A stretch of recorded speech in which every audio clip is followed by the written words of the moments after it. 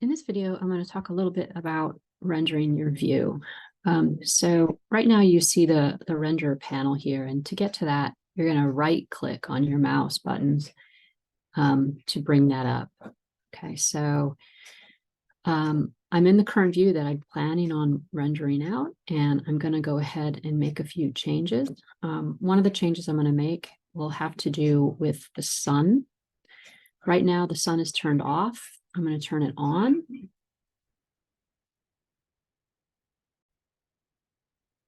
And I'm going to scroll down a little further here. You want to choose a location. I'm going to type in here Chicago, but you can use wherever you'd like. You just have to make sure you're clear on how that will impact the shadows. Also, right now it's set to, I'm not sure what month. I'm going to make it like a spring month, and let's just see what happens. So right now the time of day is, about midday. And if I begin to sort of move these sliders, I can sort of see how the sun positioning is going to be affected. Now, keep in mind, as you all know, sun rises in the east, sets in the west. In our south elevation, in the winter time, the sun is much lower in the sky, kind of dips down low towards the south.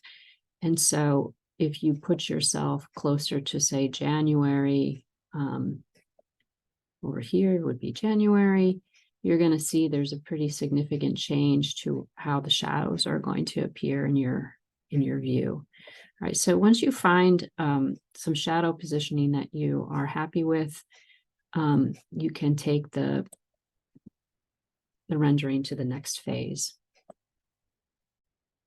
Another setting that you probably want to change, because these planes are all currently white, you may want to put some kind of color into the backdrop.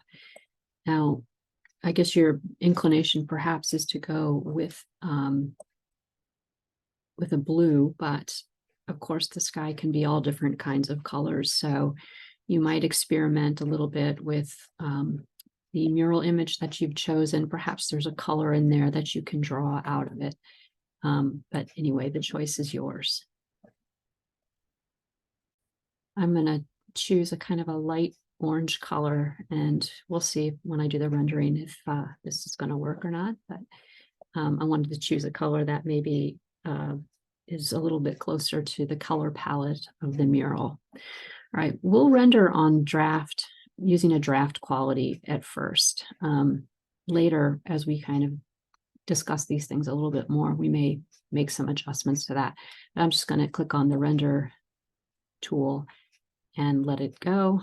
With the draft, it should be fairly quick for it to finish out. You can see down here in the lower left, it is going through a process of sampling.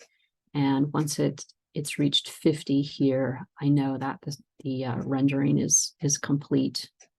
So my first instinct with the colors is that the background color doesn't have enough contrast with that yellow column. So I may want to select a different color for the background. So it's got a few, perhaps another half minute or longer to go. So I'll come back. Okay, so it's completed that draft cycle, and I'm going to perhaps make a few changes here. So one thing I'll do when I'm in the process of rendering is I'll run a rendering. I will make some setting changes, and each time I make these changes, I'll save the rendering. And this is all in draft view, just so I can kind of get a sense of things. So I did the first one and the second one. This one I had changed the sun's intensity.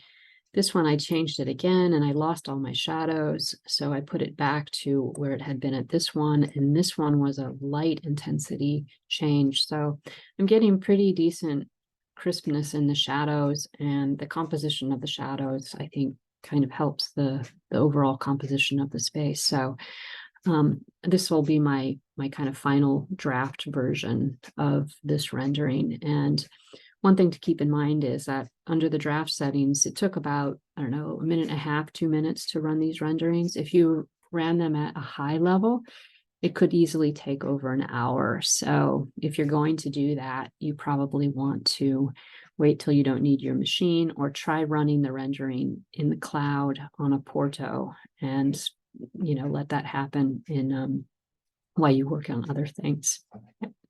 So I'm going to go back to the Rhino file and show you where it is. So there's the rendering. Under the rendering panel, I changed the intensity down from 1.0 to 0.5, and that seemed to help the kind of over brightness of the setting. So these are just a few of the things that you can try when you're going through this process.